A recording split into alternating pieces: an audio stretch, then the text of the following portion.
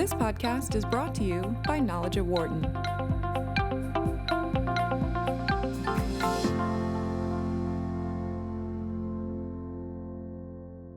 Welcome to Knowledge at Wharton. I'm Angie Bassioni. I'm here with Wharton marketing professor Jonah Berger, and we're going to talk about his latest research paper. It's titled Topography of Thought, co-authored with Olivier Toubia, who's a professor at Columbia Business School. Now, this research is about how someone's writing style can be indicative of their future success. Jonah, thanks for coming on. Thanks so much for having me back. So I really was hoping you would give us an overview of this paper by way of explaining your title, which is great. What is Topography of Thought? I don't have to tell you that we all use language all the time, right? We write emails, we make presentations, we write college essays when we're younger, we write job applications when we're older. We use language all the time. And people have often thought that language in some sense is a fingerprint. It reveals or reflects something about the people that produce it. So people that use a certain type of language, for example, it might indicate something about them. There's research, for example, that shows we can guess how much someone is an extrovert, for example, about the language that they use when they talk or write. But one thing we wondered is, okay, beyond the individual words people use, whether they use a word, for example, that indicates they do extroverted things, might the pattern of ideas they put out there, the way the ideas they share organize, beyond the words, but the way they organize ideas, tell us something interesting about them and their likely future success. And so I think it's important to talk a little about what I mean about the pattern of ideas, right? When someone talks about something, they can cover a small amount of ground or a large amount of ground. If you ask someone about their work history, for example, they can talk about a variety of different things they've done or a smaller set of things they've done. So they can cover a lot of ground or a little bit of ground. If you want to use an analogy here, you can almost think about someone going for a run, for example. Someone can go for a run and go all the way around the city, or they can take the same length of run. They can go for the same number of miles, but just go around the block a number of times. And so in both cases, they did the same distance of things, right? But they covered more ground in one than the other. And so one way we express ideas is the amount of ground we cover. We cover more ground with our ideas or less. We can talk about sort of more ideas, more topics, more themes, more things that are disparate from one another or things that are related to one another. But it's not just that. It's also the speed with which we move between adjoining ideas. So think about a movie, for example. A movie could cover more or less ground across the whole course of the movie, but it can also move faster or slower between ideas, right? If a movie has one scene, for example, that's in a city, let's say, and it's the beginning of a wedding, if the next scene is the later part in a wedding, that's related to the first part, right? Different things may happen, but it's pretty closely related. Whereas if you jump from a wedding, for example, to a completely different city in an action scene, that would be really different sorts of ideas. They're not very related. They're moving further across those 2 points. And so we wondered these two ideas, the ground covered or sort of the volume of content someone produces. Does it cover a lot of ground or not a lot of ground? And how quickly it moves. Does it move very quickly between ideas that aren't so related? Or does it move more slowly between ideas that are more related? Could that tell us something about their likelihood of being successful in the future? So I just want to be clear, you're not talking about like the length of the piece of writing. You're not talking about whether it's a 500-word essay or a 1,000-word essay. It's really about how they use that space to move through their ideas, correct? Really great point. So it's not about the length. Right. It's about the ground and I think that ground sort of makes sense, right? Mm-hmm. Are they covering a lot of ground in their 100 or 1,000 words or whatever it is? Or are they covering less ground in their 100 or 1,000 words, right? You could imagine if someone tells you about their vacation, they could cover a lot of ground, talking about a variety of different things and use 1,000 words to do it. Or they could talk at length about a smaller set of things, right? They could only talk about the restaurants they went to. Might be different restaurants, but they'd be more closely related than talking about the restaurant they went to and the hotel they went to and an amusement park they did or a day they had at the ocean. Those more disparate, less related things would involve covering more ground, even using the same amount of words to do. So how did you go about studying this? Yeah, so we looked at this in a really consequential setting, which is college application essays. And to be clear, we're not particularly interested in college application essays. The same ideas could be applied to job application essays. They could be applied to, in other work we're doing at the moment, for example, applied to things like online reviews. In the past, we've looked at things like movies and books. and television shows and the content of those things as well. So same ideas can be applied to any type of content, but here we looked at college application essays. And so we took 40,000 college application essays from a variety of different folks that were applying to school, and we looked at what they wrote and the topography of thought of what they wrote, sort of how much ground they covered in that essay. Again, similar length, but how much ground they covered and how quickly they moved between ideas. And we looked at whether that related to their future success. In a sense, how well did they do in school? What was their GPA once they got there? And we were interested in seeing whether, hey, does how they write, and again, not just the individual words they use, but the way they express ideas, might that reveal something or predict how likely they are to be successful in the future? That is a really interesting data set. What did you find? Yeah, so we found two very important things. So first, covering more ground. So again, that idea of sort of covering a broad array of things in the same amount of length was linked to greater success. But importantly, doing so while moving rather slowly was also important. So you could think about covering a lot of ground, right? Almost think about the points on a clock. Think about the numbers arrayed on a circular clock, right? You could cover a lot of ground either by moving in a circle, right? Going sort of from 12 to 1 to 2 to 3 to 4 around that circle, which wouldn't require much movement at each step, right? At each step, it would just be a little. Or you could traverse that same ground going from like 12 to 6 to 1 to 7 to 3 to 11.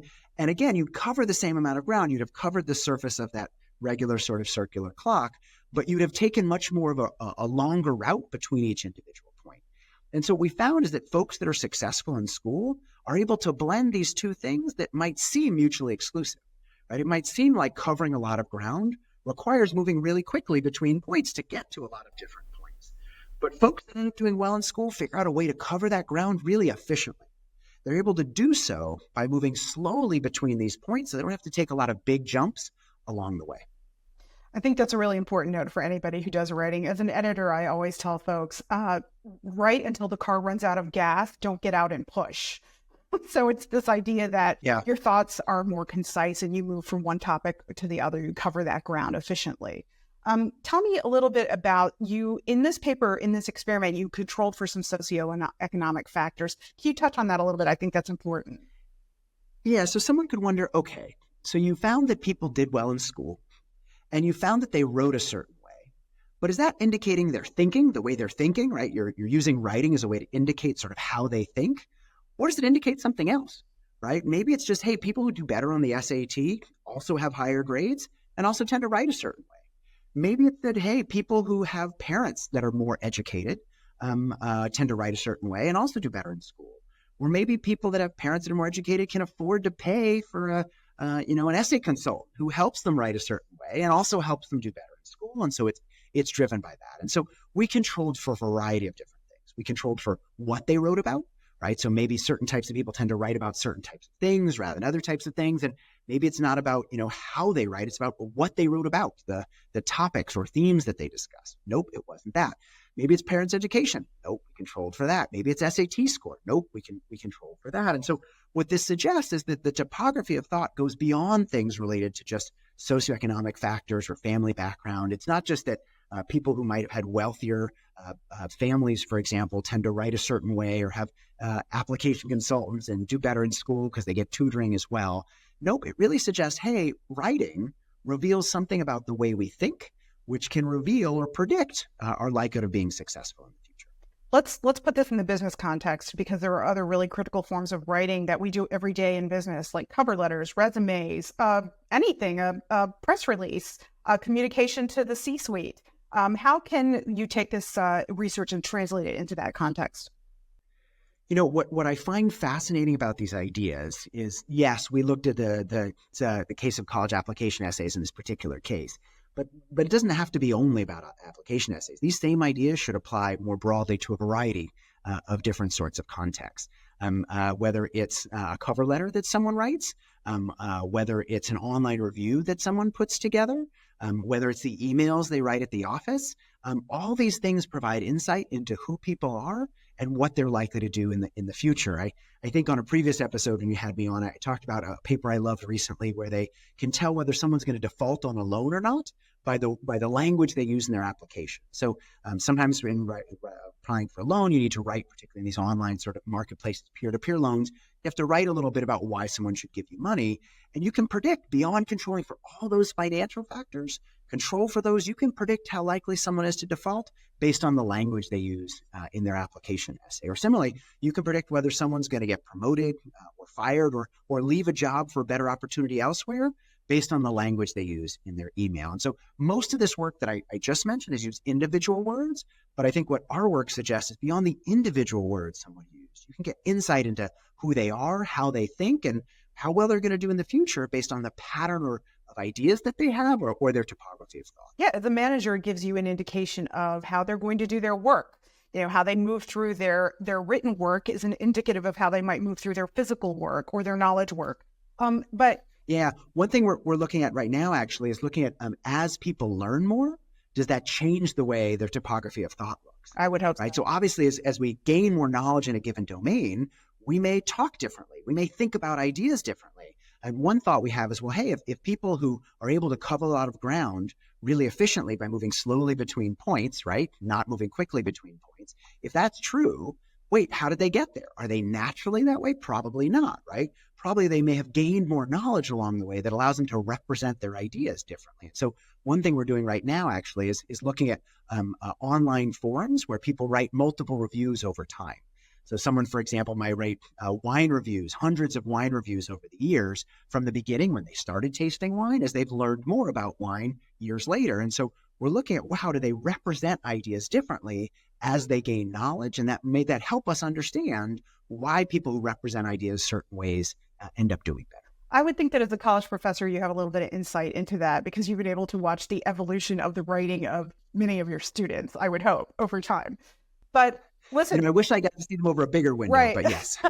So there's a serious question here because Chat GPT, artificial intelligence, has entered the conversation, right? So now people have access to these free tools that can help them perfect their cover letters and their writing assignments and their written business communication. How do we discern as managers, as editors, how does this change things? We can't really tell how good someone's topography of thought is if they have an AI-assisted piece of writing. What do we do? Yeah, so I'd say a couple things. So I agree with much of what you said, except one word, which is I'm not sure they allow you to perfect your writing. Right? What they do is they allow you to write something. Right. I should be careful here because maybe you were not writing. Something is they allow you to produce content that's pretty good.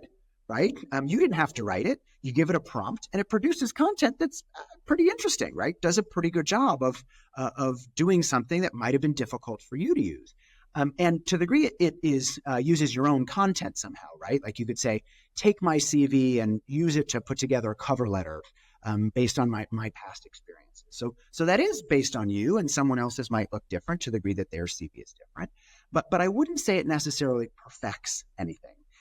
I was recently reviewing a paper of a colleague where they look at AI-generated ads. So they take ads that are generated by AI as well as that are not. And the AI ads are pretty good, right? If you look at them on the surface and you say, hey, is this a pretty good ad? You look at one, it makes sense. It's cogent. It's not like the version 2 or 3 years ago where it didn't make any sense, right? Now it looks amazing, right? It looks quite good. The copy can be good. The images can be good and so on. But what they found is first of all, in general, didn't seem like AI ads did better. In fact, it looked like they did worse. And part of the reason why is they use language differently than humans use language. So they may use less concrete language, for example, or they may use other types of language that humans tend not to use. And so it's not that it's not pretty good. It is pretty good. But is this as good as the best humans? I don't think we're there yet. And for these systems to get as good as the best humans, it depends on what they're trained on. Right. So if they're trained on, hey, what do cover letters look like in general, then they're going to do a good job of representing what a cover letter looks like. If you had a data set of really effective cover letters and you trained it only on the really effective cover letters, well, then maybe it would produce really effective cover letters. But I don't think we're there yet. And so certainly tools like ChatGPT and others have made the production of content much easier. And I can certainly imagine a time down the road where we do use them for many, many tasks rather than writing ourselves. But I still think there's a lot to be understood about how language reflects the people that produce it and how to write more effective content based on understanding what makes language impactful. Jonah, thanks for being here. Thanks so much for having me. The paper is called Topography of Thought. You can find it online. I also encourage you to check out Jonah's latest book on persuasive communication. It's called Magic Words, What to Say to Get Your Way. Love that title. And if you'd like to check out more of our content, we invite you to go to Knowledge of Wharton. Just type us into your search bar. I'm Angie Bastiani. Thanks for listening. For more insight from Knowledge at Wharton, please visit knowledge.wharton.upenn.edu.